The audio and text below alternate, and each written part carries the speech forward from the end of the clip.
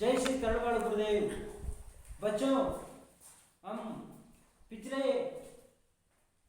कक्षा में देखे थे इकाई 1, इकाई 2, अभी इकाई 3। पाठ का शीर्षक है मेरा बचपन। लेखक है अब्दुल कलाम जी। लेखक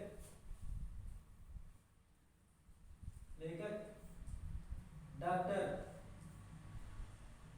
APJ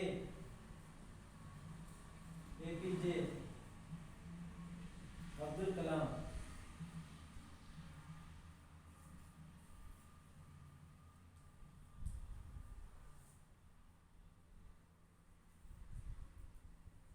doctor APJ Abdul Kalam. बच्चों, पिछले क्लास में मैं बता दिया था आप सभी को ए का अर्थ क्या है, पी का अर्थ क्या है, जे का अर्थ क्या है। ए Avul, P Fakir, J Jainulabdeen. A P J. A Avul, P J. A Avul, P Fakir, J Jainulabdeen.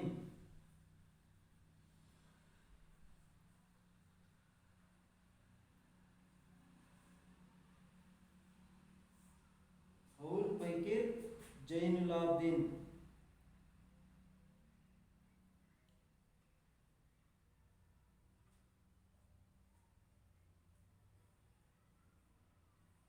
Avul फकीर जैनुलाब्दीन अब्दुल कलाम जी के पिताजी थे। अब्दुल कलाम श्रेष्ठ वैज्ञानिक और मिसाइल मैन ऑफ इंडिया हो गए थे। श्रेष्ठ वैज्ञानिक, मिसाइल मैन और भारत के भूतपूर्व राष्ट्रपति थे। अब बच्चों, इकाई 3 में देखेंगे, यहाँ जलालुद्दीन नामक एक कॉन्ट्रैक्टर था। जलालुद्दीन जैनुलाब्दीन अब्दुल कलाम जी के पिताजी थे। जलालुद्दीन एक कॉन्ट्रैक्टर। जलालुद्दीन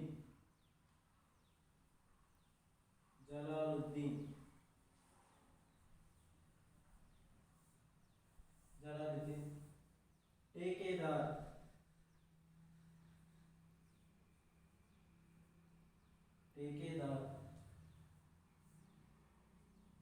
कॉन्ट्रैक्टर।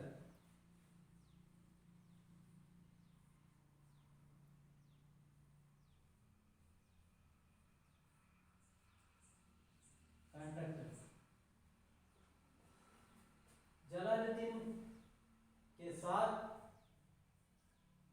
अब्दुल कलाम जी की बड़ी बहन जोहरा का शादी हुई।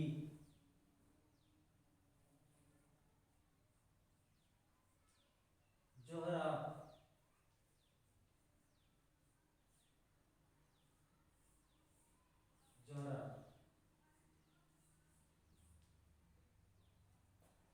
दोनों का शादी हुई थी।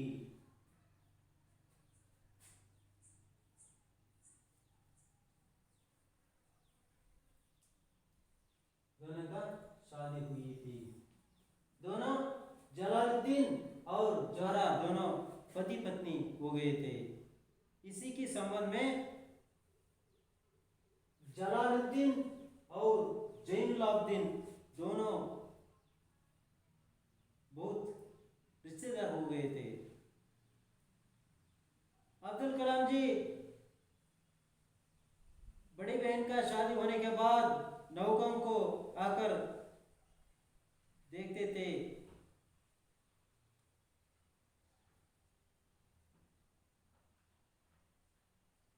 यहाँ एक दिन ये घटना हुई। 100 मील प्रति घंटे की रफ्तारी से हवा चली। समुद्र में तूफान आ गए।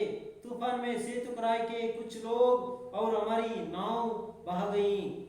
उसी में पावन पुल भी टूट गए और यात्रियों से भरी ट्रेन दुर्घटनाग्रस्त हो गई। तब तक मैंने सिर्फ समुद्र की खूबसूरती को ही देखा था। उसकी अपार एवं अनियंत्रित ऊर्जा ने मुझे हतप्रभ कर दिया। रफ्तार रफ्तार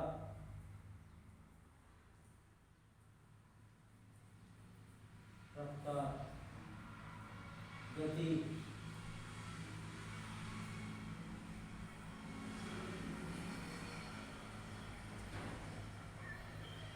ऊर्जा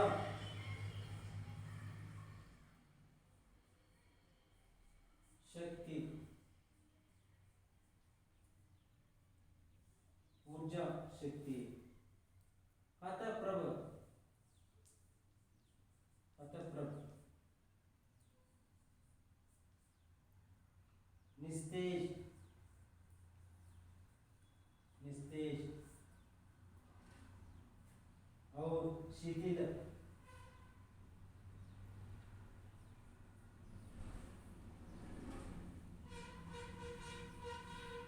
और शिथिल। एक दिन रामनाथपुरम के समुद्र में बड़ी तूफान आ गई। तूफान में सेतुकराई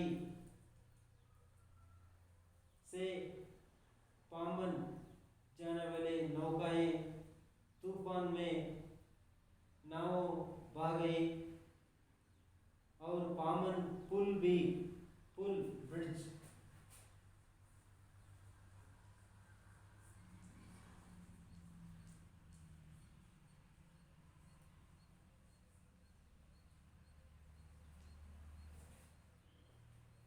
पावन पुल भी टूट गई। यात्रियों से भरी ट्रेन दुर्घटनाग्रस्त हो गई। तब तक अब्दुल कलाम जी समुद्र खूबसूरती को ही सिर्फ देख चुके थे। अभी अपार अनियंत्रित ऊर्जा समुद्र में है। ऐसे देखकर हतप्रभ अब्दुल कलाम हो गए थे। मक्ले अब्दुल कलाम ರವರ ಅಕ್ಕ ದೊಡ್ಡ ಅಕ್ಕ ಜೋಹರಾ ಮತ್ತು ಜೈನುಲಾಬ್ದೀನ್ಗೆ ಸ್ನೇಹಿತರಾಗಿದ್ದಂಥ ಜಲಾಲುದ್ದೀನ್ ಒಬ್ಬ ಕಾಂಟ್ರಾಕ್ಟರ್ ಇವರ ನಡುವೆ ಮದುವೆ ಆಗುತ್ತೆ. ಹಾಗಾಗಿ ಅಬ್ದುಲ್ ಕಲಾಂ ಅವರ ಜೊತೆ ಜೈನುಲಾಬ್ದೀನ್ ನೌಕೆಗಳನ್ನ ಕಟ್ಟುವುದು ಕೆಲಸ ಮಾಡ್ತಾ ಇರ್ತಾರೆ.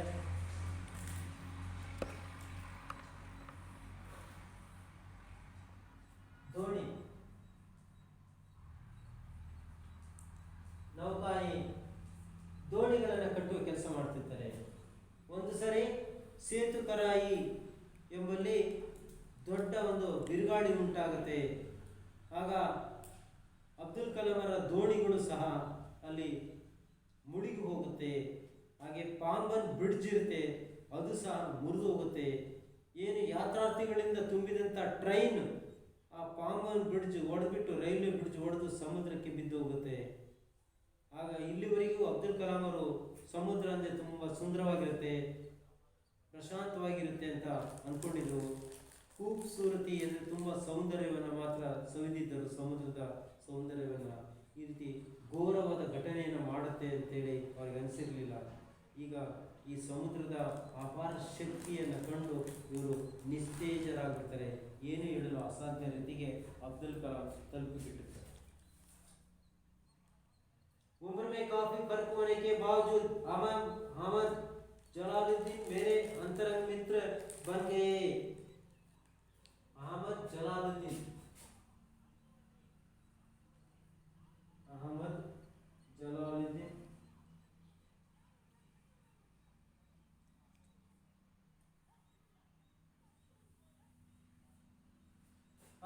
जलालुद्दीन अहमद जलालुद्दीन और अब्दुल कलाम में आयु में थोड़ा फर्क थे, क्योंकि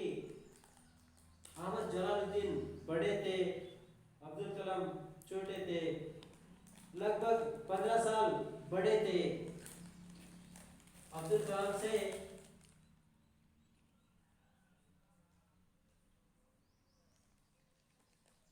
अब्दुल कलाम से 15 वर्ष बड़े व्यक्ति अहमद जलालुद्दीन थे। आजाद कहकर पुकारते थे। यहाँ अहमद जलालुद्दीन अब्दुल कलाम जी को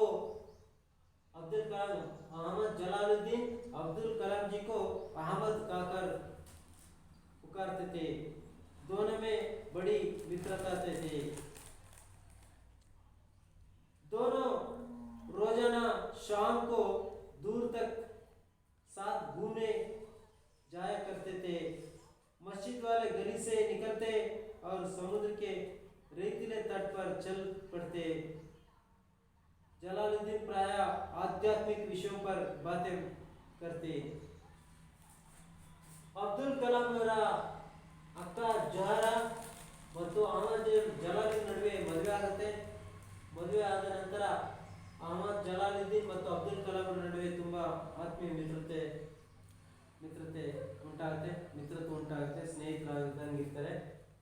ಅಬ್ದುಲ್ ಕಲಾಂ ರವರಿಗಿಂತ ಅಹಮದ್ ಜಲಾಲುದ್ದೀನ್ 15 ವರ್ಷ ದೊಡ್ಡವರಾಗಿರ್ತಾರೆ. ಇವರಿಬ್ಬರು ದಿನವೂ ಆ ಮಸೀದಿ ಓಣಿಯಿಂದ ಹಿಡಿದುಬಿಟ್ಟು ಹಾಗೆ ಆ ಸಮುದ್ರದ ಮರಳಿನ ದಂಡೆ ಮೇಲೆ ದಿನ ಅವರು ನಡೆದು ಸಮುದ್ರದ ದಡದಲ್ಲಿ ವಾಕಿಂಗ್ ಮಾಡ್ತಾ ಹೋಗ್ತಾ ಇದ್ರು ಮರಳು ಪ್ರದೇಶದಲ್ಲಿ. ಹಾಗೆ ಜಲಾಲುದ್ದೀನ್ ಅವರು ಆಧ್ಯಾತ್ಮಿಕ ಕ್ಷೇತ್ರದಲ್ಲಿ ಬಹಳ ವಿಷಯವನ್ನ ತಿಳಿದವಂತರಾಗಿರ್ತಾರೆ. प्रसंगवश मुझे यहाँ भी उल्लेख कर देना चाहिए कि पूरे इलाके में सिर्फ जलालुद्दीन ही थे जो अंग्रेजी में लिख सकते थे। मेरे परिचितों में जलालुद्दीन के बराबर शिक्षा का सर किसी का भी नहीं था और ना ही किसी को उनके बराबर बाहरी दुनिया के बारे में पता था। जलालुद्दीन मुझे हमेशा शिक्षित व्यक्तियों, वैज्ञानिक खोजों, समकालीन साहित्य और चिकित्सा विज्ञान की उपलब्धियों के बारे में बताते रहते। वही थे जिन्होंने मुझे सीमित दायरे से बाहर निकालकर नई दुनिया का बोध कराया। हमेशा सदा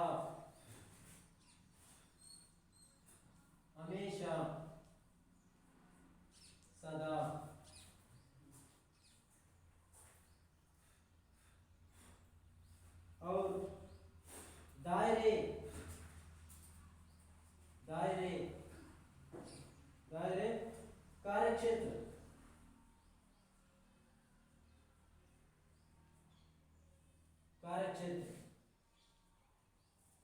दायरे कार्यक्षेत्र यानी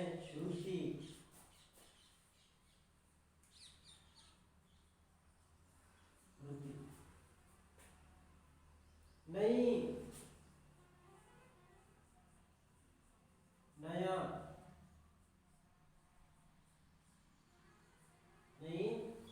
नया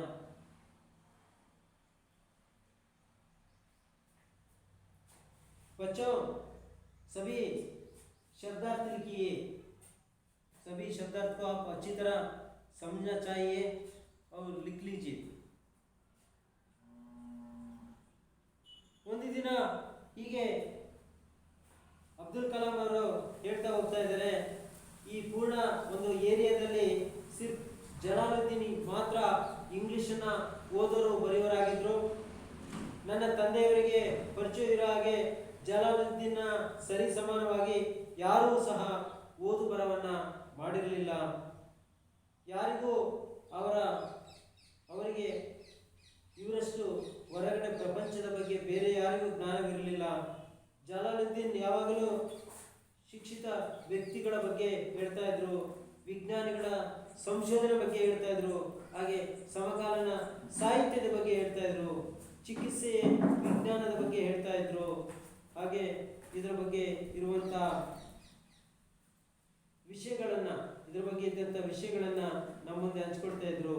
ಹಾಗೆ ತಮ್ಮ ಕ್ಷೇತ್ರವಲ್ಲದೆ ಬೇರೆ ಬೇರೆ ಕ್ಷೇತ್ರದ ಬಗ್ಗೆಯೂ ಸಹ ಇವರಿಗೆ ತುಂಬ ಜ್ಞಾನವಿತ್ತು, ಇವರಿಗೆ ಪರಿಚಯ ಇತ್ತು ಅಂತೇಳಿ ತಮ್ಮ ಏನು ಅಕ್ಕನ ಗಂಡನ ಅಂತ ಜಲಾಲುದ್ದೀನ್ ಬಗ್ಗೆ ಹೆಚ್ಚಿನ ಮಾಹಿತಿಯನ್ನು ನೀಡ್ತಾ ಇದ್ರು.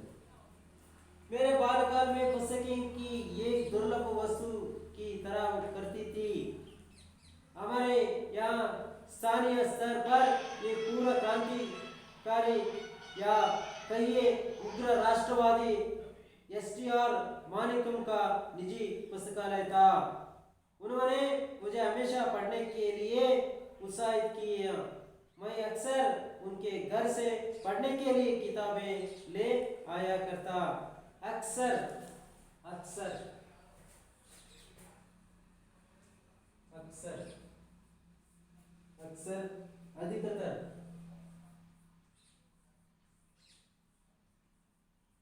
अक्सर यानी अधिकतर. यहाँ बताते हैं अब्दुल कलाम जी, ನಾನು ಬಾಲ್ಯಕಾಲದಲ್ಲಿ ಪುಸ್ತಕಗಳನ್ನು ಕಾಣುವುದು ತುಂಬ ಕಷ್ಟವಾಗಿತ್ತು. ನನಗೆ ಯಾವಾಗಲೂ ಪುಸ್ತಕಗಳನ್ನು ಕೊಂಡ್ಕೊಳ್ಳೋ ಸ್ಥಿತಿಯಲ್ಲಿ ನಾನು ಇರಲಿಲ್ಲ. ಆಗ ಹಿಂದೆ ಪೂರ್ವ ಕ್ರಾಂತಿಕಾರಿಯಾದಂಥ ಉಗ್ರ ರಾಷ್ಟ್ರವಾದಿಯಾದಂಥ STR ಮಾಣಿಕಂ ಅಂತ ಒಬ್ಬ ವ್ಯಕ್ತಿ ಇದ್ದರು. ಅವರ ಒಂದು ಖಾಸಗಿ ಪುಸ್ತಕಾಲಯ ಗ್ರಂಥಾಲಯ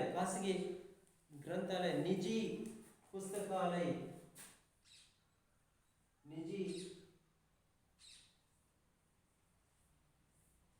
ಖಾಸಗಿ ಪ್ರೈವೇಟ್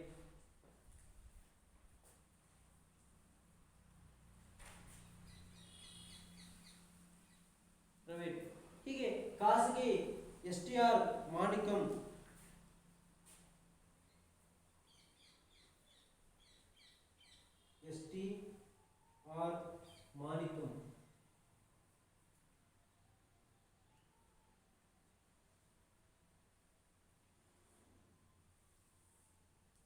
STR ಮಾಣಿಕಂ ಪುಸ್ತಕಾಲಯ.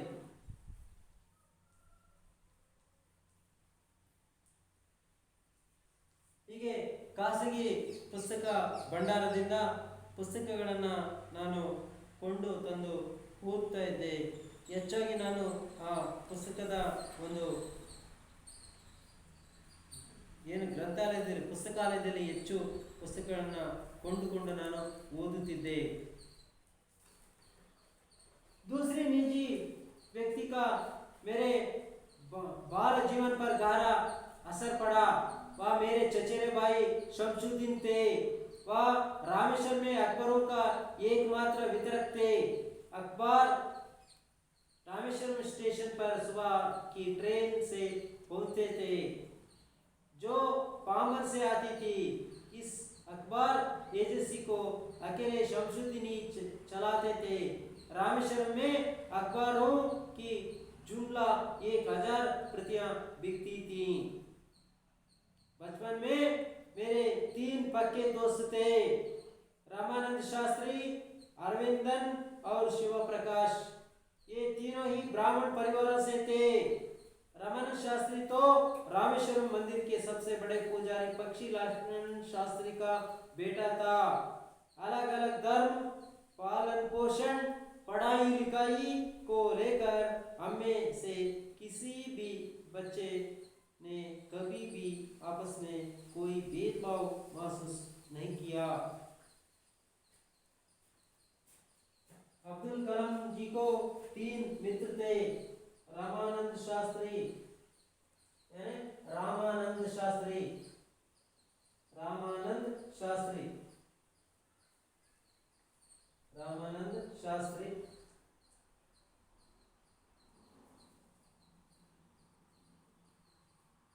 रामानंद शास्त्री.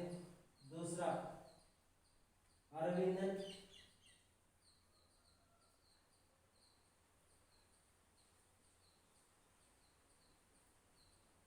अरविंदन. तीसरा है शिव प्रकाश.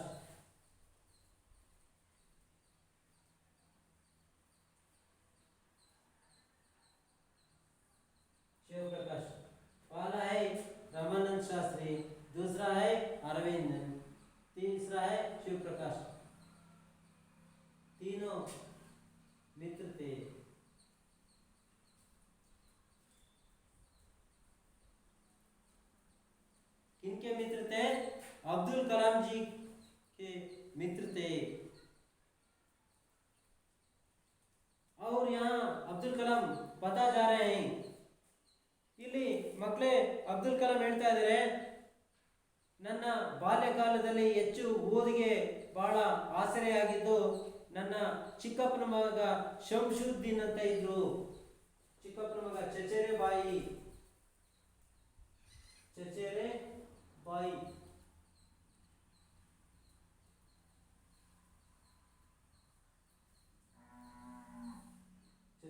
ಇದ್ರು. ಅವರ ಹೆಸರು ಶಂಶುದ್ದೀನ್.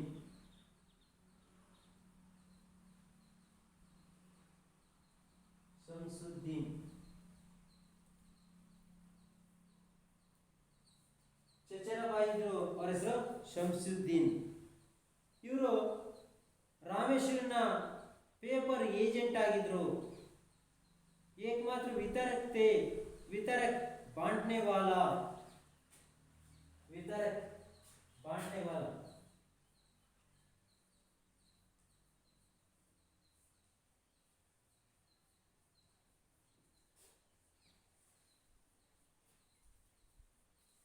ವಿತರಕ್ ಪೇಪರ್ ಏಜೆಂಟ್ ಆಗಿದ್ರು.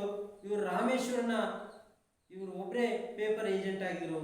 ಪತ್ರಿಕೆಗಳು ಬೆಳಗ್ಗೆ ರಾಮೇಶ್ವರಂ ಸ್ಟೇಷನ್ ಅಲ್ಲಿ ಬೆಳಗ್ಗೆ 6 ಗಂಟೆಗೆ ಬರ್ತಾ ಇತ್ತು. ಬೆಳಗ್ಗೆನೆ ಬರ್ತಾ ಇತ್ತು. ಅಲ್ಲಿ ಪಾಂಬನ್ ನಿಂದ ಬರ್ತಾ ಇತ್ತು. ಪಾಂಬನ್ ನಿಂದ ಇಲ್ಲಿ ರಾಮೇಶ್ವರಂಗೆ ಪೇಪರ್ ಬರ್ತಾ ಇತ್ತು.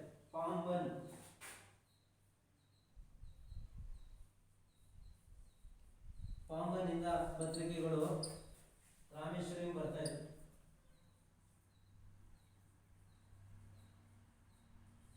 ಪಾಂಬನ್ನಿಂದ ರಾಮೇಶ್ವರಂ ಬರ್ತಿತ್ತು. ಹಾಗೆ ಪತ್ರಿಕೆಗಳು 1000 ಪತ್ರಿಕೆಗಳು ಬರ್ತಾ ಇತ್ತು ಟ್ರೈನಲ್ಲಿ. ಒಟ್ಟು ಪ್ರತಿಗಳು 1000 ಇರ್ತಿತ್ತು. ಆ 1000 ಪ್ರತಿಗಳಲ್ಲಿ ಇವರು ಸಹ ಪೇಪರ್ ಎಲ್ಲ ಬಾಲ್ಯದಲ್ಲಿ ಹೋಗಿ ಪೇಪರ್ನ ಹಂಚೋದು ಎಲ್ಲ ಮಾಡ್ತಾ ಇದ್ರು. ಪೇಪರ್ ಹಂಚೋದು, ಬಂದ ಹಣದಿಂದ ತಮ್ಮ ಓದಿಗೆ ತೊಡಸ್ಕೊಡೋದು, ಈ ತರ ಎಲ್ಲ ಮಾಡ್ತಾ ಇದ್ರು. ಮಕ್ಕಳೇ ತುಂಬಾ ಕಷ್ಟಪಟ್ಟು ಓದ್ಬಿಟ್ಟು ಅಬ್ದುಲ್ ಕಲಾಂ ರವರು ಮೇಲೆ ಬಂದಿದ್ದಾರೆ. ವಿದ್ಯಾರ್ಥಿಗಳೇ, ಇದು ನಿಮಗೆ ನೆನಪಿರ್ಲಿ. ಪರಿಶ್ರಮದ ಹಿಂದೆ ಪರಮಾತ್ಮ ಅಡಗಿರ್ತಾನೆ ಮಕ್ಕಳೇ. ಪರಿಶ್ರಮದಿಂದ ಪರಮಾತ್ಮ ಅಡಗಿರ್ತಾನೆ.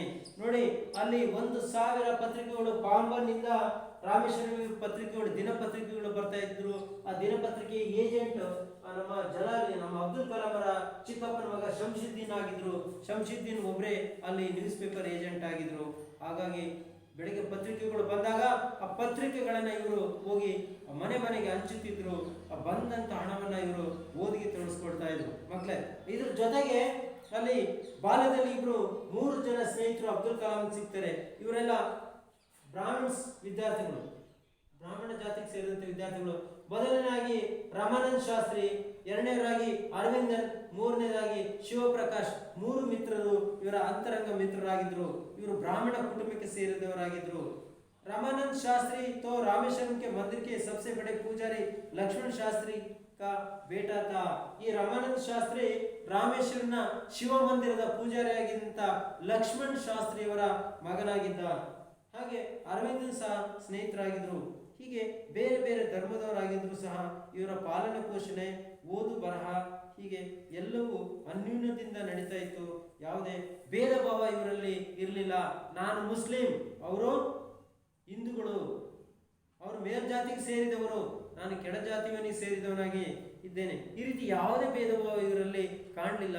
ಹಾಗಾಗಿ ಉತ್ತಮವಾದಂಥ ಒಂದು ವಿದ್ಯಾಭ್ಯಾಸ, ಅನ್ಯೂನ್ಯತೆ, ಒಂದು ಸುಸಂಸ್ಕೃತತನ, ಸಭ್ಯತೆ, ಸಂಸ್ಕೃತಿ, ಮೇಲ್ವರ್ಗದಿಂದ ಇವರು ಅನೇಕ ವಿಷಯಗಳನ್ನ ಪಡೆದುಕೊಂಡು ತಿಳ್ಕೊಂಡ್ರು. ಎಂದು ಜಾತೀಯತೆ ಬಗ್ಗೆ ಗುದ್ದಾಡಲಿಲ್ಲ. ಹಾಗೆ ಮುಗ್ಧತೆಯಿಂದ ಒಬ್ರಿಗೊಬ್ಬರು ಸ್ನೇಹವನ್ನು ಹಂಚಿಕೊಂಡು ಚೆನ್ನಾಗಿ ಬೆಳೆದ್ರು. ಒಳ್ಳೆ ವಿದ್ಯಾವಂತರಾಗಿ ಇಡೀ ಭಾರತ ಗುರುತಿಸುವಂಥ ವೈಜ್ಞಾನಿಕ ಕ್ಷೇತ್ರದಲ್ಲಿ ಮುಂದುವರೆದು ವಿಜ್ಞಾನಿ ಆಗಿದ್ರು. ಮಿಸೈಲ್ ಮ್ಯಾನ್ ಅಂತೇಳಿ ಹೆಸರು ತೆಗೆದುಕೊಂಡ್ರು. ಹಾಗೆ ಭಾರತದ ರಾಷ್ಟ್ರಪತಿ ಆದರು. ಇದೆಲ್ಲ ಬಂದಿದ್ದು ಇವರ ಏನು ಬಾಲ್ಯತನದಿಂದ ಬೆಳೆದು ಬಂದ ಸಂಸ್ಕೃತಿ ಇವರನ್ನ ಆ ರೀತಿ ಬೆಳೆಸ್ತು. ಮಕ್ಕಳೇ, ಇಲ್ಲಿಗೆ ಪಾಠ ನಾವು ಮುಗಿಸೋಣ ಮಕ್ಕಳೇ.